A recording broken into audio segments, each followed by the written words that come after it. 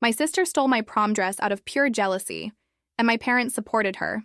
But the gift my grandmother gave me caused total chaos, and I loved it.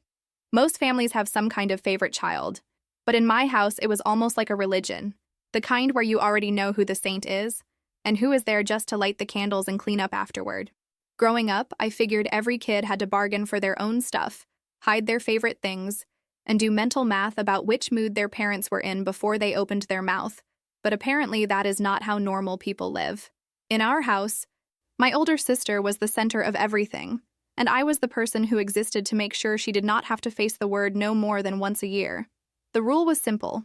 If my sister wanted it, I handed it over, and if I hesitated even for a second, I was the one ruining the peace of the house. By the time I turned 17, I had gotten really good at being invisible, which sounds dramatic, but honestly was just a survival skill. I made my bed before anyone woke up, kept my grades up so the school would not call home, and stayed out of the living room whenever my sister was in one of her moods, which was often. They said it like I was some kind of wild animal they had to keep under control. My sister was the one who screamed, slammed doors, threw things, and sometimes hit. But I was the one who made problems whenever I did not fold immediately. If she demanded my headphones or my shoes or the last piece of cake, I handed them over. Every time I pushed back, even a little, my father would say something like, "If you keep acting like this, maybe you should go live in some group home where nobody wants you." And then the threat would shift to calling some agency to say I was out of control. I did not even fully understand what that meant. I just knew it sounded like being thrown away. So I focused on school. It was the one thing they could not take from me directly. I had this quiet plan: survive until graduation, get a scholarship, build a life where nobody could walk into my room and decide my things were theirs. My sister, on the other hand, floated through life like it was a show built for her. She had her first semi-formal dance as a junior and got a brand new dress that my mother would not even let me touch because I would ruin it just by breathing on it. She had her big senior prom the next year and, again, got a dress, the shoes, the professional hair appointment, the whole princess for a night package. Then she failed a couple of classes, repeated senior year, and somehow, in their minds, that meant she deserved another prom, another dress, another chance to be the center of every photo. By the time my own senior year rolled around, my sister had lived through more grand entrances than I had birthdays. I wish I could say I did not care about my own prom, that I was above that kind of thing, but I absolutely cared. I wanted one night where I was not the person behind the camera or the one stuck washing dishes while everyone else took pictures in the front yard. I wanted the stupid dress and the awkward photos and the memory of somebody thinking I was worth getting dressed up for. There was a guy at school I had gotten close to, not some movie star, just a decent guy who made me laugh and checked on me when I looked tired. When he asked me to go to prom with him, I said yes so fast I almost gave myself whiplash. Of course, when I brought up needing a dress, my parents made the same face they make when the electric bill comes in higher than usual. My mother reminded me that we were already spending a lot on my sister's third prom dress, like that was a completely normal sentence. My father said something about money not growing on trees and how I should be grateful I even had a roof. And then, as if it proved some kind of point, they reminded me that my sister had waited her whole life for these dances.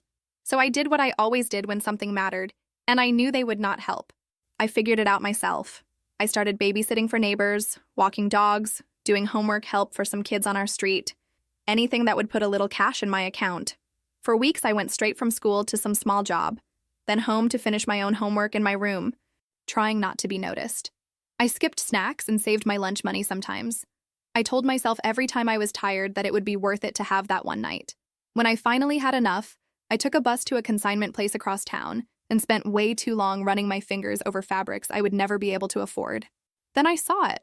A dress that actually fit me, not in some fairy tale way, but in a real way, like it belonged on my body instead of on someone else. It was not brand new, but it was beautiful, and it was mine because I had paid for it with my own work. I remember standing in front of that changing room mirror, smoothing the fabric over my hips.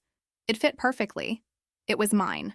I kept the dress at a friend's house for a while because I knew, deep down, what would happen if my sister saw it too soon. My friend thought I was being dramatic until I explained some of the history, and then she just got quiet and asked how I was still as calm as I was. The answer is that I was not calm. I just knew there was no point in crying about a storm that had not landed yet. Eventually, though, I had to bring the dress home, at least for the night before prom. I hung it on the back of my closet door and tried to tell myself it would be fine. My sister already had her own dress, and she had been talking for weeks about how it was the most gorgeous thing she had ever worn. I convinced myself she would not care about mine. I convinced myself of a lot of things that week. The day of prom, I went through school in a haze, counting down the hours. The guy who was taking me joked at lunch about how he was going to trip in every photo, and I laughed harder than the joke deserved because I was so relieved to be treated like a normal girl with normal plans. When I got home, I headed straight for my room, planning to shower and start getting ready, and that was when everything cracked open. My sister was already in my room, which was never a good sign. She was standing there with her arms crossed, staring at my closet door like she was waiting for it to apologize. My dress was in her hands, not even zipped up, just bunched in her fists like a hostage. My stomach did that slow, sick drop it had perfected over the years. "What are you doing?" I asked, and my voice came out small, even though I tried to make it firm. She did not answer me, just yelled for my mother, loud enough to rattle the picture frames in the hallway. My mother appeared in the doorway with that tight expression she wore whenever my sister was upset, the one that already blamed me before I opened my mouth.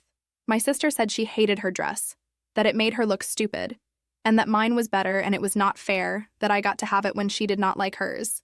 I tried to explain that I had paid for the dress myself, that I had worked all those extra hours, that I was supposed to leave soon to meet my date, but the more I spoke, the more my mother's face shut down. My father came in halfway through the chaos, took one look, and somehow decided the simplest solution was the right one. He told me to hand the dress over to my sister and stop being selfish, because I could go to another dance some other time. "I do not have another dance," I said, and I could hear the crack in my own voice. "This is my prom. This is my only prom." My father sighed like I was exhausting him on purpose. He told me my sister was older, that she had her heart set on the night, that it would kill her to feel ugly on such a big day. He said I was being dramatic and accused me of caring more about fabric than about family harmony, as if there had ever been harmony in that house. My mother chimed in about how I should be grateful my sister even wanted to wear something of mine, like it was some grand honor. I did something I had not done in years. I said no. I crossed my arms and said I was not giving up the dress, that I had paid for it, that I had every right to wear it to my own prom. My sister's face turned this bright, blotchy red, and for a second I thought she was going to lunge at me. Instead, she started screaming, this high-pitched sound that I am pretty sure our neighbors heard, accusing me of hating her, of trying to ruin her life, of being the reason she had failed classes in the first place, because I stole attention from her. My parents looked between the two of us like they were making some impossible decision, but I knew how it would end before they even opened their mouths. My father grabbed the dress out of my hands, shoved it toward my sister, and told me to stop acting like a spoiled child. My mother told me I was not going anywhere that night because clearly I needed time to think about how selfish I was being. I called my date from the bathroom, sitting on the floor with my back against the shower, my whole body shaking. I told him something had come up, that I could not go, and I tried to make my voice light so he would not feel obligated to comfort me. He sounded confused and disappointed, but he did not push, and when we hung up, I just sat there for a while, staring at the grout lines, feeling like the last bit of hope I had for that house had gone down the drain. I spent the night in my room with the door locked, even though my mother kept knocking and telling me to stop sulking because my sister looked beautiful and everyone was taking pictures. I could hear laughter float down the hallway, camera clicks, the fake cheerful voices my parents used when people were around. At some point, I curled up on my bed and cried in that ugly way you do when you know nobody is going to knock and ask if you are all right for the right reasons. The next day, my grandmother called.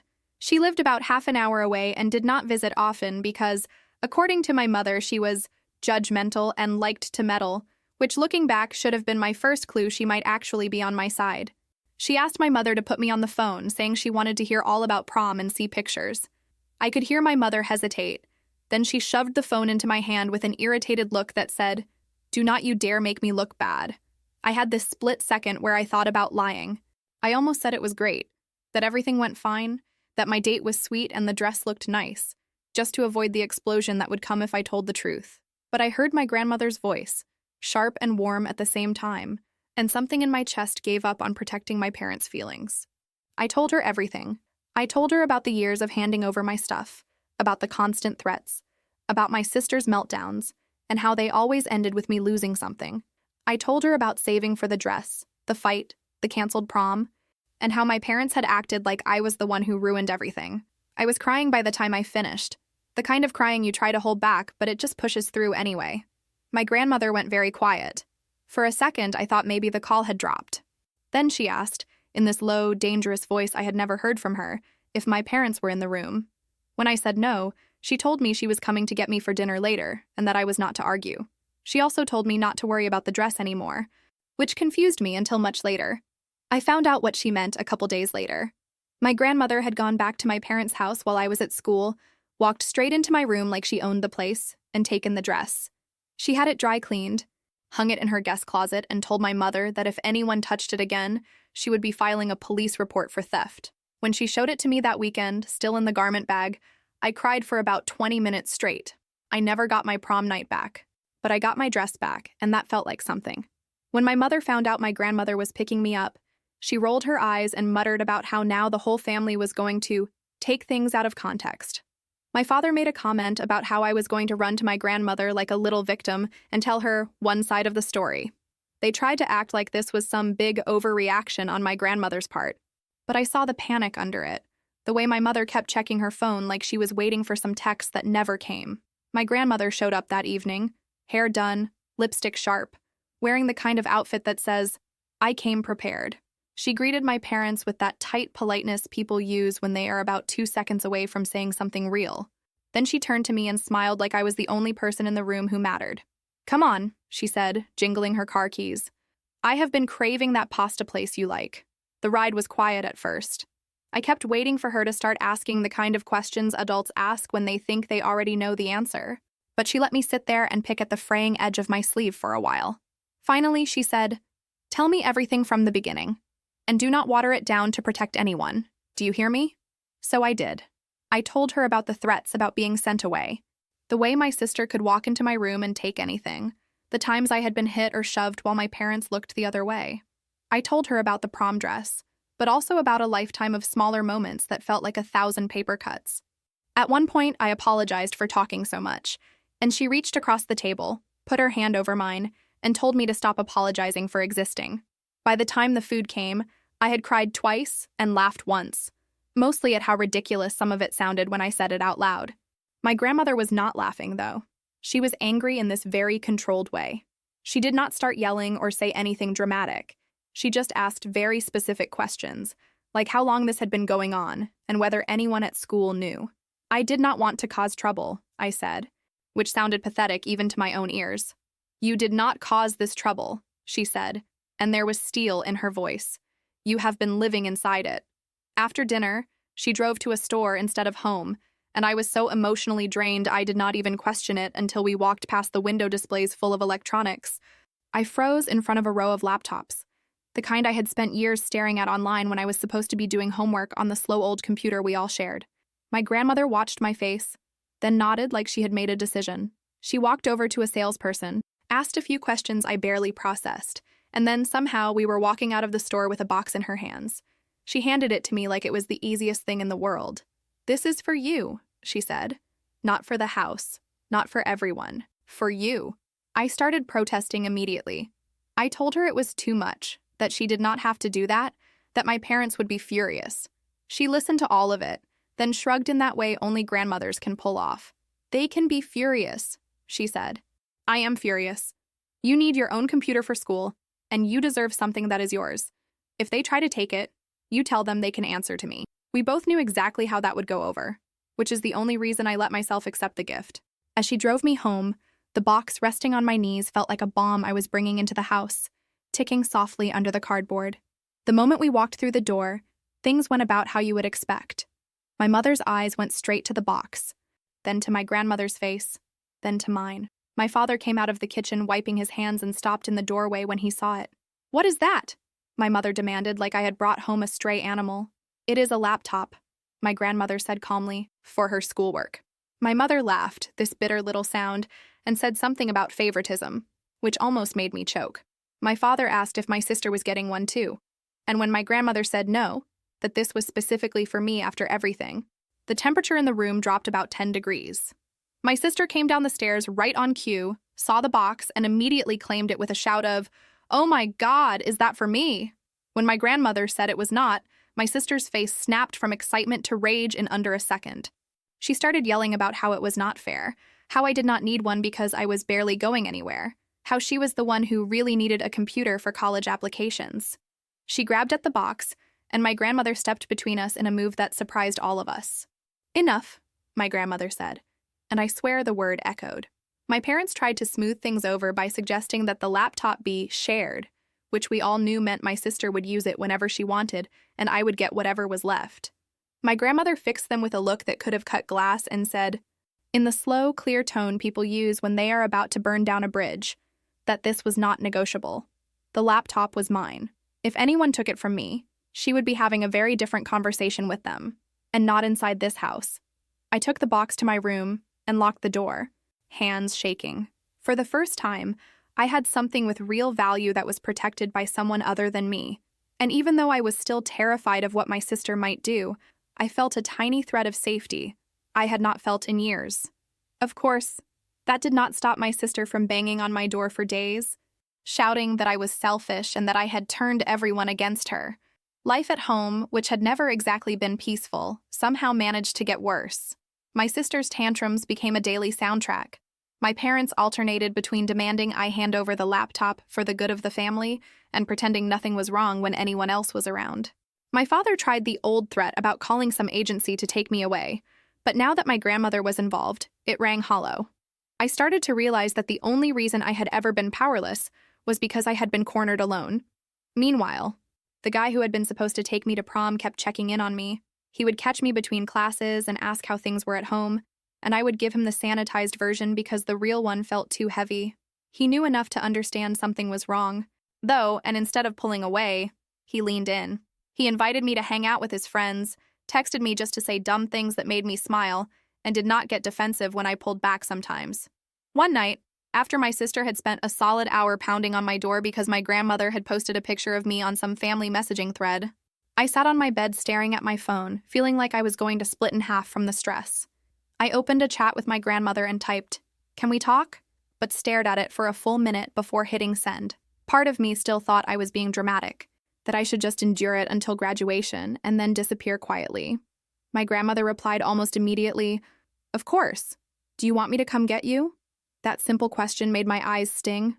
I told her I needed to talk without my parents listening, and she said she would be there in 20 minutes, that she would tell them she needed help with groceries or something. Sure enough, she pulled up in front of the house, honked once, and my parents, who were in the middle of watching some show, barely glanced up when I said I was going with her. My mother made a snide comment about me being attached at the hip to my grandmother now, but she did not stop me, probably because she did not want to argue with her own mother in front of me. We went to a small coffee place near her house, mostly empty except for a couple of people with laptops who looked like they had been there all day. We sat in a corner booth, and she ordered us drinks we did not really need just to have an excuse to stay as long as we wanted. When the cups hit the table, she folded her hands and looked at me like she was bracing herself. "All right," she said. "You asked for this. Give me the whole picture." And I did. Not just the prom thing, not just the laptop, but everything I could remember. The time my sister shoved me into a doorframe so hard I had a black eye for 2 weeks, and my parents told me not to be dramatic because siblings fight. The birthdays where my presents were taken away because my sister threw a tantrum. The nights I lay awake listening to her scream at my mother while my father sat in silence. The names I had been called, the threats that had been hissed through closed doors, the way my parents had twisted every situation to keep my sister comfortable and keep me quiet. I talked until my voice went hoarse, and then I kept going. At some point, my grandmother reached into her purse, pulled out a pack of tissues, and nudged it across the table like she knew I was going to need it before I did. She asked questions when she needed more detail, but mostly she just listened, really listened, without jumping in to defend anyone or make excuses. When I finally stopped, there was this thick, strange silence between us. I wiped my face, embarrassed by how much I had cried, and mumbled something about how maybe I was being too sensitive, how other people had it worse. "Stop," she said sharply. "Do not do that. Do not minimize what they did to you just because someone out there has it worse. What you went through was wrong. Full stop." Then she did something I did not expect. She picked up her phone and started scrolling through contacts. She called one of my uncles, her oldest son, who lived a couple of hours away, and who had always been nice to me in this distant, busy, adult way. She put him on speaker, and in this calm voice, told him she had just heard some things about how I had been treated, and that she needed the whole family to know what had been going on. I panicked a little. I did not want to start some war between the adults, even though, if I am honest, part of me absolutely wanted someone to storm into my parents' house and drag them into the sunlight. My grandmother squeezed my hand and mouthed, "Trust me." Within a day, my aunts and uncles knew. They texted my grandmother, some of them texting me directly, asking if I was all right, apologizing for not seeing it sooner. It was overwhelming, but also weirdly validating to have other adults say, "Yeah, that is messed up. You did not deserve that." My parents, on the other hand, were blowing up my phone with messages accusing me of making them look like monsters, telling me I had ruined the family, warning me that if I did not fix this, I would regret it. My grandmother told me to stop reading their texts. She told me she was done watching from the sidelines. Then she said the words that changed everything. "You are coming to live with me." At first, I thought she meant for a weekend, maybe a week to cool off. But she meant permanently, at least until I turned 18 and decided what I wanted to do. She said she had already spoken to one of my uncles who had experience dealing with social services, and that if my parents tried to stop her, they would involve the proper people. She was not making idle threats. I could hear it in her voice. We drove back to my parents' house with a plan. I was going to pack my things. My grandmother was going to talk to my parents in a tone I had never heard from her before. My heart was pounding so hard I could feel it in my throat as we pulled into the driveway. When we walked in, the air was thick. My parents were waiting in the living room, phones in hand, faces tight. My sister was at the top of the stairs like some angry statue, arms crossed, eyes wide with drama. You could tell they had been talking about me, about my betrayal, about how they were going to handle this. My grandmother did not sit. She stood in the middle of the room and, in the calmest voice I have ever heard, told them that she knew about everything. She laid it out. The favoritism, the threats, the physical violence, the stolen opportunities. She did not raise her voice, but every word landed with this heavy, undeniable weight. She told them that as far as she was concerned, they had failed me, and that she was not going to stand by and watch it continue. My parents went through the whole routine. Denial, minimizing, saying I was exaggerating, that I had always been overly sensitive, that I was trying to punish my sister. My grandmother did not budge. She told them I was moving in with her. She told them that if they tried to stop it, she and my uncle would make a few calls, and that the people who showed up at their door would not be as gentle as she was being. "Do you really want to explain to someone with a badge why you let your older child assault your younger child and did nothing?" she asked. "Because I would be more than happy to repeat what I have heard." I have never seen my parents so off balance. My father looked like he wanted to argue, but for once he could not find anything to say that did not sound ridiculous. My mother kept insisting that it was a family matter and that my grandmother was overstepping, but you could see in her eyes that she was scared. They finally begrudgingly said fine. If I was going to be ungrateful, I could go stay with my grandmother. They made sure to make it sound like I was the one leaving them, not the other way around. "Go pack your things," my grandmother told me gently. "Take whatever is yours. We will be waiting right here." I went upstairs, legs shaking, and started pulling clothes from drawers and stuffing them into bags. I was so focused on not forgetting important things that I forgot about the one person I knew would not let it go quietly. My sister. She burst into my room like she had been waiting for her cue. Her face was already blotchy, eyes wild. She slammed the door behind her and started yelling about how I had ruined everything, how I had turned the whole family against her, how I was selfish and dramatic and had always been jealous of her.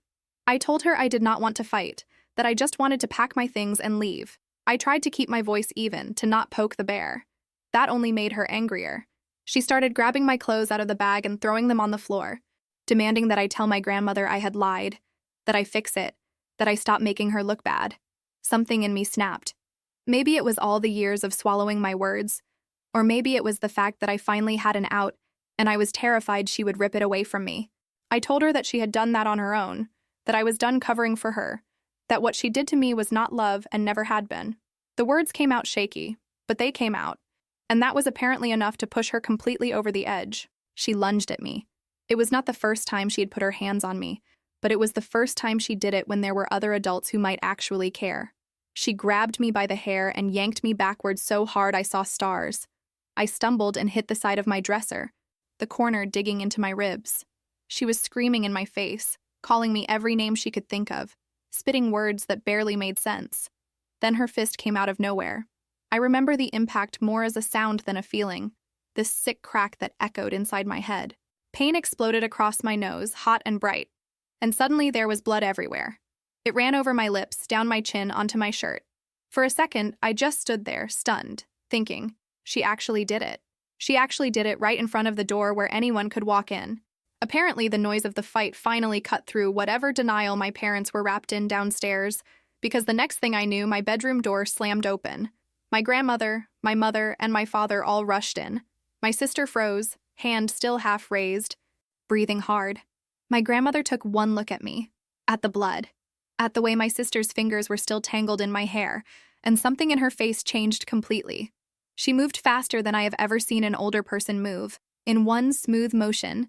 She grabbed my wrist and pulled me backward, away from my sister, positioning herself between us. My mother grabbed my sister, who immediately started crying and saying it was an accident, that I had made her do it, that she had barely touched me. My father opened his mouth like he was about to say something stupid, then shut it again when he saw my grandmother's expression. "We are going to the hospital," my grandmother said, in that same calm tone that had terrified me downstairs. Now, there was no arguing with her. She practically marched me out of the house, one arm around my shoulders, one hand pressing a towel to my face that she had grabbed from the bathroom. My parents followed in their own car, my mother fussing over my sister while my sister clutched her cheek like she was the injured one. The drive was a blur of pain and adrenaline and this weird sense of relief, like, finally, there was evidence nobody could smooth over. At the hospital, they cleaned me up, did scans, and confirmed what I already suspected. My nose was broken. It hurt like hell, and I felt humiliated lying there with gauze stuffed up my nostrils. But every time I saw the way my grandmother looked at the bruising and the swelling, I felt a little less crazy. The doctor asked how it had happened, and my grandmother answered before I could, her voice steady and clear. She said my sister had punched me. She did not say we had been roughhousing, did not call it a fight, did not soften a single word. They documented everything, pictures, notes, the whole thing. My grandmother quietly asked the nurse about reporting requirements. And the nurse, bless her, did not brush her off. She explained what would happen if a report was filed, who would be notified, what my rights were. I could see my mother pacing in the hallway, checking her phone, looking like she was about to climb out of her skin. My father sat in a chair staring at the floor. My sister was nowhere to be seen. I later heard she was in the waiting room complaining about how this was all being blown out of proportion. When we left, my grandmother did not take me back to my parents' house. She took me straight to her place, settled me into the guest room, and told me to rest. She made me tea, hovered without smothering, and checked on me every hour like she was making up for every time my parents had not. My phone buzzed nonstop with messages from my parents and my sister, alternating between fake concern and outright blame, but my grandmother took it from me and put it in a drawer. "You need to heal," she said. "Let the adults handle the rest for once." Over the next couple of days, I learned what it looks like when adults actually step up. My grandmother called my uncle, the one who knew how to navigate systems, and he drove down the next day. They sat at the kitchen table with stacks of papers and notes, talking through options. They made phone calls to the non-emergency line, asked about filing reports, talked about restraining orders and custody and all the things I had only ever heard in television stories. It was scary, but also kind of comforting to see them treat what happened like the serious thing it was instead of a little family drama. My parents, meanwhile, were furious. They texted and called, demanding I come home, accusing my grandmother of turning me against them, insisting that my sister did not mean it and that I needed to forgive her for the sake of the family. When my grandmother finally answered one of those calls on speaker, my mother started yelling about how airing our issues would ruin their reputation and how I was destroying everything they had built. My grandmother listened, then very calmly asked my mother when exactly she started worrying more about her reputation than about my safety. The silence on the other end of the line said more than any words could have. Eventually, a report was filed. There were meetings and interviews, and I told my story to people whose job it was to listen. They looked at the medical records, at the notes from previous urgent care visits where my accidents suddenly made more sense, at the messages my parents had sent that practically incriminated them by accident. The process was slow and exhausting, but every step felt like a tiny piece of my reality being written down somewhere official, where nobody could deny it anymore. My sister was arrested, briefly, for the assault. I know that sounds dramatic, But that is what it was. My parents scrambled to get her out as fast as possible, talking about lawyers and misunderstandings. But the fact remained. There was now a record. A record of what she did. A record of how they let it happen. A record of the years leading up to it. They were more angry about how it made them look than anything else, and that disgusted me more than I can even explain. The weirdest part was that through all of this, they never once asked if I was all right because they were worried about me. Oh, they said the words, but you can tell when someone is asking because they care, and when someone is asking because they are checking a box. Their messages were full of lines like, "We hope you are happy now," and "Look what you made us do," and "Are you satisfied with the chaos you caused?" The only times they sounded even slightly sorry were when my grandmother mentioned their standing in the community or, later, their inheritance. Because yeah, that became a thing too. My grandmother, who was not exactly wealthy but comfortable enough to have something to leave behind, made it very clear that she was reconsidering who would be in her will. She did not say it as some manipulative threat. She said it as a natural consequence. If they could not be trusted to care for their own child, why would she trust them to handle anything else responsibly? When my parents realized she was serious, their tone shifted so fast it gave me whiplash. Suddenly, I was their baby again. Suddenly, they were sending messages full of heart emojis and "we love you" and "families fight but they stay together" nonsense. They begged for a meeting, said they wanted to apologize, insisted that my sister felt terrible about everything. But the thing is, once you have seen the pattern clearly, you cannot unsee it. I could tell their panic had everything to do with money and reputation, and almost nothing to do with my broken nose or my broken trust. My uncle told me to keep every message. He said it was not my job to respond to any of them, just to save them in case we needed them later. I did what he said, even though every time my phone buzzed with their names, my stomach twisted. I blocked my sister's number after she sent one too many "you ruined my life" texts that somehow never included the words, "I am sorry." During all of this, life kept moving, which felt rude but also kind of grounding. I still had school, I still had exams, I still had a future to figure out even if my past was a mess. I started therapy, paid for by my grandmother and uncle, and at first, I hated it. Sitting in a room talking about feelings felt like the exact opposite of survival. But my therapist, a soft-spoken woman with sharp eyes, kept showing up for me, week after week, and slowly I started to believe that maybe I was not crazy for feeling the way I did. The guy from school, the one who had asked me to prom, did not disappear either. He showed up at my grandmother's house with a card and some snacks the week after everything went down, looking awkward but determined. We sat on the porch steps and talked about nothing and everything. I told him, in broad strokes, that things at home had been bad and that now I was living with my grandmother. He listened without turning it into some big pity party. Eventually, what started as a missed prom date turned into something real. He became my boyfriend in a slow, natural way, more from consistent kindness than some grand gesture. His family invited me over for dinner a few times, and let me tell you, that was an experience. Watching parents who actually listened when their kids spoke, who did not belittle them for having opinions, who asked how my day was and seemed to actually care about the answer. It was like stepping into a different universe. I would leave those dinners with this mix of warmth and grief, happy to see what was possible, and devastated that I had never had it. Months passed. My face healed, the bruises fading, the swelling going down. If you looked at me on the street, you would never know what had happened, but I still jumped at loud noises and flinched if someone moved too fast near my face. My therapist said trauma hangs out in the body even long after the immediate danger is gone, and I believed her. The legal stuff dragged on like it always does. There were hearings and negotiations. My sister ended up with some form of probation and mandatory counseling after a brief stint in jail, which my parents insisted was too harsh, even though she had broken my nose and had a history of aggression. Part of the deal included her having no contact with me at all and staying away from my grandmother's house. If she violated any of that, she would face a longer sentence. My parents got hit with some consequences too. Nothing dramatic like losing all rights or anything, but enough to sting. They were warned by social services, watched more closely, and most importantly, they were cut off from the narrative they had been telling themselves about being the perfect parents of two daughters who just did not get along. Their community, once so eager to invite them to things and put them on committees, started to distance itself when whispers about what had happened made their way around. My grandmother, being who she is, did not keep quiet. She told people the truth in plain language. Not to gossip, but to make sure nobody could spin the story into something else. My parents were furious, of course. They accused her of humiliating them, of betraying them, of choosing me over them. She looked them straight in the eye and said, "Yes, I chose the child you were hurting. You should have done the same." 6 months later, I graduated high school. It was quieter than I had once imagined it would be, but in some ways, that was better. I walked across a stage, my nose mostly straight again, my grandmother and uncle cheering way too loudly from the stands. My parents were there too, sitting a few rows back, pretending everything was fine for the sake of public appearances.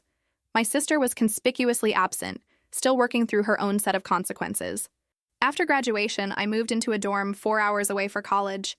My grandmother cried when she dropped me off, but it was the good kind of crying, the kind where the person is sad to see you go, but excited that you get to leave. I hugged her for a long time and promised to call. And for once, when I said I would keep in touch, I meant it. College was its own kind of culture shock. I had to learn how to live with people my own age who were not actively trying to sabotage my existence. I had to get used to people knocking on my door just to ask if I wanted to get pizza, not to demand something. I had panic attacks the first few times someone knocked really hard, my heart racing before my brain caught up and reminded me I was safe now. I slept with earplugs for a while because sudden hallway shouting sent me right back to my old house. My boyfriend visited when he could, and we made long-distance work in that messy, imperfect way you do when you are both still figuring yourselves out. I made new friends, people who thought my guardedness was just shyness at first, and later understood it as something more layered. I got used to texting my grandmother about tiny victories like getting an A on a paper or finding a cheap grocery store. Back home, the fallout continued. I heard about it more through my uncle and grandmother than directly. My parents tried to contact me through new numbers every few weeks, alternating between guilt trips and too sweet messages. At first, I read them all, letting them burrow under my skin and keep me up at night. Eventually, with my therapist's help, I stopped opening them. I blocked the numbers and told my uncle that if anything actually important came through, he could filter it. My sister served her time, got out, and went right back to blaming everyone but herself. She tried to paint herself as the victim in all of it, telling people she had been thrown in jail over a family argument, like she had tripped and bumped into my face by accident. She did not know exactly where I was living, but she knew I spent a lot of time at my grandmother's, and apparently, that was enough to trigger the next big explosion. About 3 months into college, my grandmother called me one afternoon sounding shaken in a way I had not heard before. She told me that my sister had shown up at her house that morning, pounding on the door, screaming to be let in. When my grandmother did not open, my sister started yelling about how she had a right to see her family, accusing my grandmother of turning everyone against her. She threw things at the front door, pounded on the windows, screamed threats that the neighbors absolutely heard. My grandmother did the only thing she could do. She locked every door and called the police. She also recorded some of it, because at this point, we had all learned that if you do not document things, people will twist them. By the time the police arrived, my sister was sitting on the front steps, pretending to cry, acting like she was the one being harassed. The officers saw the damaged door, heard the recording, and, most importantly, saw the note in their system about her existing conditions. She was not supposed to be there. She was not supposed to be anywhere near my grandmother's house, knowing that was where I stayed when I was in town. They arrested her on the spot for violating the terms of her probation. My grandmother watched from inside, shaking, while my sister screamed about how this was all my fault, how I had turned everyone into enemies, how I had destroyed her life over one little punch. The officers were not moved. They had seen enough people like her, I guess. They put her in the car and drove away, leaving shattered rage in her wake. When my grandmother finished telling me the story, I did not know what to say. Part of me felt sick that it had escalated again. Part of me felt this cold, hard relief that consequences had finally landed in a way my parents could not smooth over or pay away. My grandmother told me she had already filed for her own restraining order, separately from mine, and that she was done giving my sister any more chances to show who she was. I believed her. My uncle, never one to mince words, went to my parents after that and had what he later described as a come-to-reality conversation. He told my father, man to man, that he had failed as a parent. He listed in detail all the ways they had let my sister hurt me and then covered for her. He told them that the extended family was done pretending everything was fine for the sake of holiday dinners. He told them that they would not be invited to certain gatherings anymore because their presence made people uneasy. He told them, very plainly, that they had lost the right to call what they had a family. I was not there, obviously, but my uncle has a way with words, and I have a pretty vivid imagination, so I can picture it. My father trying to puff up and insist he had done his best. My mother crying and accusing everyone of ganging up on her. My uncle staying calm and refusing to let them derail the conversation. In the end, they were left with the truth. They had chosen one child over the other so completely that they had essentially pushed me out of their lives, and now they were shocked to find themselves standing alone. Holidays changed after that. Instead of being this tense, exhausting performance where I had to smile through my sister's eye rolls and my mother's digs, they became something new. My grandmother hosted smaller, warmer gatherings. My uncle brought his kids. There was laughter that did not feel forced. People asked me about school and actually listened to the answers. There were no screaming matches in the kitchen, no slammed doors, no quiet lectures about how I needed to be the bigger person. My parents were not there. Neither was my sister. Sometimes, in the quieter moments, I would feel this ache in my chest, not because I missed them in the way you miss a healthy relationship, but because some part of me still wished I had ever had the version of them they showed the world. I would watch my cousins hug their parents and wonder how different I might be if I had grown up with that kind of safety.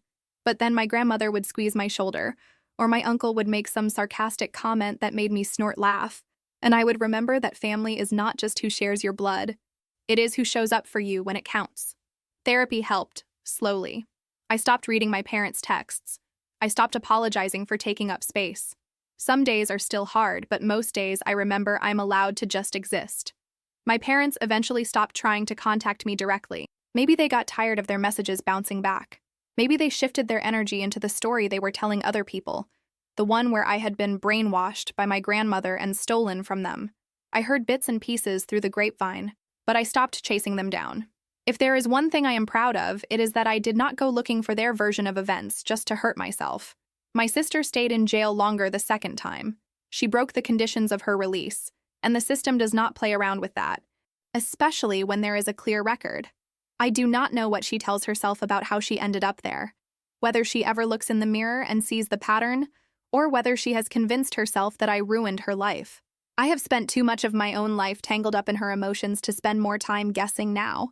People sometimes ask if I would ever reconcile with my parents or my sister. I get a lot of well-meaning comments about forgiveness, about how life is short, and family is everything. I know most of them mean well, but I also know most of them have never had their nose broken by someone who is supposed to love them, while the people who were supposed to protect them stood by and called it sibling rivalry. If you were sitting on my dorm room floor right now, legs crossed, coffee growing cold on the desk, this is exactly how I would tell you the story. Not because I want pity or because I want to live in the past forever, but because there is something freeing about saying, out loud, that what happened to me was real and wrong and that I walked away anyway. I am not some inspirational poster. I still jump at loud noises. I still get nervous when unknown numbers call my phone. I still sometimes wake up from dreams where I am back in that house, my sister pounding on my door while my parents tell me to just give her what she wants. But then I open my eyes and see the cheap posters on my dorm wall, hear my roommate snoring softly, feel my own laptop warm against my leg, and remember that this life, messy and imperfect as it is mine. My name is Riley. I grew up in a house where love came with conditions and bruises, where my sister's comfort mattered more than my safety, where my parents thought silence and denial could cover a multitude of sins. I also grew up into someone who walked out of that house with a broken nose, a bruised heart, and a family of choice that caught me when I jumped. College keeps moving forward whether I am ready or not, and honestly, that is probably a good thing, because if life paused every time my brain decided to replay old scenes, I would still be stuck at the top of those stairs watching my sister swing at me. I go to classes, complain about boring readings, stress over exams, and get irrationally excited when the dining hall serves something that tastes even vaguely like real food. I pull all-nighters with people who only know me as the girl who always has extra highlighters and cries at dog videos, not as the girl who once spent a prom night locked in her room listening to someone else take her place. Sometimes when roommates argue over tiny things like dishes or borrowed shirts, I can feel my chest tighten in this old familiar way. My first instinct is still to jump in and smooth everything over, to hand over whatever is causing the conflict just to make the noise stop. Then I catch myself, take a breath, and let them figure it out without turning myself into a human peace offering. It sounds small, but for me, that is a whole new language. I stay close to my grandmother in all the ways that matter. We talk on video calls where she holds the phone way too close to her face and asks me to repeat half the things I say because the connection cuts out. She mails me small packages that smell like her house, filled with homemade cookies that never make it more than a few days in the dorm. Sometimes she slips in little notes that say things like, "I am proud of you," and I read them 3 times before sticking them inside my notebook like talismans. The boy who once should have picked me up in a suit for a dance he never got to attend still shows up for me now, just in different ways. He listens when I ramble about professors who clearly hate their jobs, sends me memes when I am stressed about exams, and does not flinch when I tell him I am not in the mood to talk about my family. We do not have some perfect fairy tale relationship, but we have something real, where both of us are allowed to be flawed and tired and scared, and that is more than I ever thought I would get. Every so often, I end up telling parts of my story to someone new. It usually starts with a joke that hits a little too close to home, or a conversation about family holiday drama where I realize that my version goes a bit beyond, "My aunt brings weird casserole." I watch people's faces when I mention the broken nose, the stolen dress, the way my parents chose a storm over me again and again. There is always a moment where I wonder if they will back away, decide I am too much, too complicated, too damaged. Most of them do not. Most of them say some version of, "That is awful," and "You did not deserve that," in a tone that makes me believe they actually mean it. A few of them share their own stories, pieces of lives that looked perfect from the outside and were anything but inside. It does not magically fix anything, but it makes the world feel less lonely to know there are other people walking around with invisible bruises they are learning how to heal. It's late on a Wednesday night. My roommate is stress-eating chips at her desk. My boyfriend just texted me a meme about surviving finals, and my grandmother sent me cookies that arrived crushed but still taste like home. My phone buzzed with a number I did not recognize, probably my parents trying again, and I deleted it without opening. Tomorrow I have an exam I am probably going to bomb, and next week I am going home for break. Not to my parents' house, not to that room where my sister used to bang on my door. Home to my grandmother's place, where someone actually wants me there. My nose healed a little crooked. You can see it if you look close, but I do not mind anymore. It is part of the story, and the story is mine now. Not my sister's, not my parents', not some tragedy I have to keep explaining. I still jump at loud noises sometimes. I still have nightmares about being back in that house. But when I wake up and see my dorm room, my laptop on the desk, my phone full of texts from people who actually care, I remember this is real. This is my life, and nobody can walk in and take it from me anymore. My name is Riley, and I am still figuring out what it means to live without flinching, but I am doing it, and that is enough.